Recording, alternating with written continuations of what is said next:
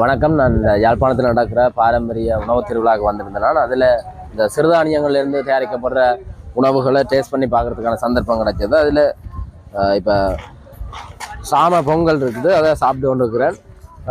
மேலே வித்தியாசமான ஒரு டேஸ்ட்டாக இருக்குது. அதை விட சிறுதானியங்களில் செய்த தோசை இருக்குது, அந்த தோசையும் வந்து நல்ல டேஸ்ட்டாக இருக்குது.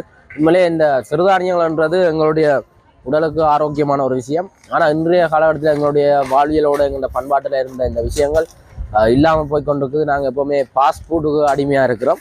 ஆனால் அதை தவிர்த்து நாங்கள் திருப்பவும் இந்த சிறுதானியங்கள், பாரம்பரிய உணவுகள் இதில் சாப்பிடக்க எங்களோட உடலும் வந்து ஆரோக்கியமாக இருக்கும், எங்களுடைய கலாச்சாரமும் பாதுகாக்கப்படும். அதால் நான் இதை ரெக்கமெண்ட் பண்ணுறேன்.